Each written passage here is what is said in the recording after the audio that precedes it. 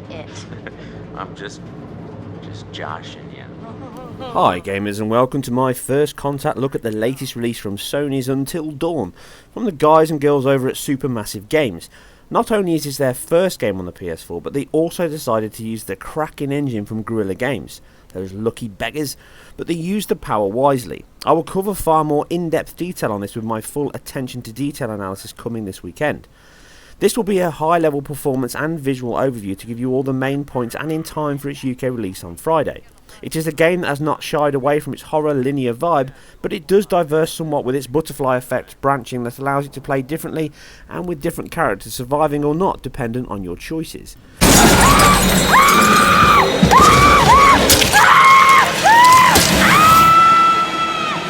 The main gist centres around the I know what you did last summer premise. After a tragic event that starts the game and its first butterfly branch, we return to the secluded wood a year later to celebrate the friendship, remember lost friends, and of course get laid, slashed up and trip a great deal, all in the name of horror. It uses its engine and director-controlled camera work well, following all the known jump scare tricks, audience inclusion shots and of course crazed psycho-driven choices that simply will cut you up. And that is how it plays out, more like a mix of a modern Resident Evil game that mixes exploration and simple puzzle solving with more dramatic QTE sections that ramp up the tension. To continue the story and branching is achieved through a split dialogue choice as stages throughout. All of these are integral to the story but allow certain parts to play out differently and increase its longevity over a single playthrough. The characters all come across as a good mix of horny 20-somethings and the young, dumb and full of fun guys. Far too eager to scare the pants off each other than be aware of the impending danger they are so clearly in.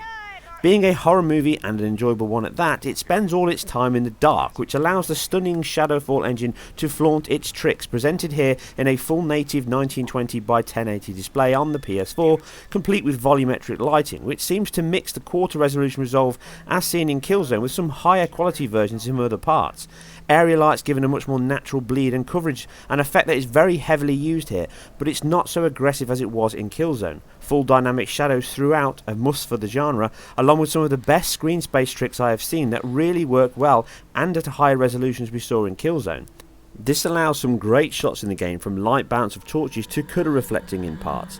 In addition to this, it also sports a superb subsurface scattering technique improved over what we saw in Shadowfall, along with incredibly accurate fennel specular tones and diffuse tones with spherical harmonics managing the blend of the two on skin with visible pores. Polygonal mesh increase on topology is massively ramped up over the last engine's outing, which combines in a game that centres around character faces and close-up detail in such a horror film. It's money well spent. Due to the strong light and dark tone of the game, the lower quality bits used for the colours and certainly the vignette that's used around the game at certain points does stand out, with the artefacting and the banding coming across from lights, torches and the darkness in the background. But these are always the trade-offs you have to make, and the brain calculates dark and light much better than it does for colour, for which you need less precision for that.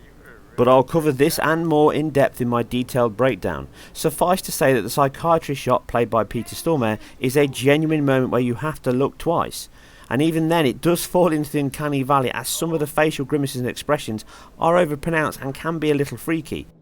Aside some lower quality shadow maps at points which can ruin the image quality a little bit, but overall it's a very impressive showing. Performance is a bit of a mixture, not so great, and running an unlocked frame rate from the outset, it seems an odd choice, with the game never really breaking out of the high 30s with much more of its time around the 33-34, it can help accentuate the pacing issues in the game. Not all down to this, as the animation and collision zones can cause pop from time to time when you walk in and out of areas, but in some of the heavy scenes where you have screen swamping, depth of field effects, throw in some particle effects and alpha textures, screen space, subsurface scattering and all the other tricks that we've mentioned, and the frame rate can take a little bit of a hit, dropping to the worst point I've noticed to the mid-teens, but these generally only seem to happen in the uncontrollable cinematic sequences and are not regular in the game. This is probably the worst point I've noticed throughout my entire playthrough. There is points in the game when you're walking through heavy areas of doff, snow, shadow casting, and it does drop to a near lock 20 FPS, but these don't last consistently. There's certainly other areas where the lighting and impression of the texture models is very, very impressive indeed, and it runs around the 35s. When these dips happen, they are GPU related because it is absolutely being hammered with this game. There is genuine points in this where it looks like photorealistic visuals, with a combination of the light source, the atmosphere and the decals on the character really coming across and delivering an impressive display. All in all, it's a great showing from Supermassive Games, and they've used the Killzone Shadowfall engine well, but hopefully you guys will check back with my detailed analysis coming up very soon. If you did enjoy this, I hope you did, then please hit the like and subscribe button. I really appreciate it, each and every one of you that does. Please leave your thoughts and feedback below. Please check back soon for my detailed analysis of this and Gears of War coming up very soon. You guys and girls take care, and I'll see you very soon on the next one.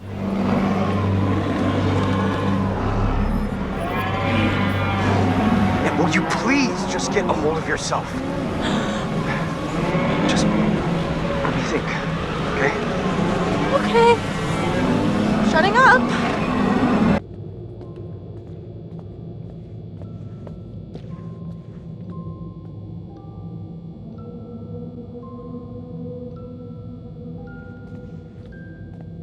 Look, Chris. You can see in the windows. See what? It's tiny furniture? No, it's a whole scene with dolls and everything. Yeah? It has to be the ghost. It's trying to tell us the maniac killed Hannah and Beth. I think it's this bastard that he's here trying to fuck with our heads. Why would he set this all up, Chris?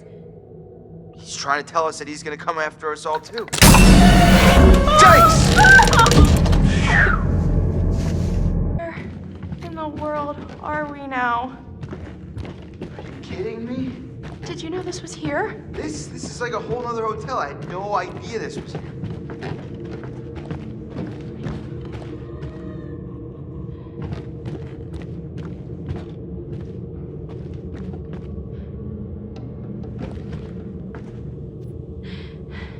I don't think I can take any more of this.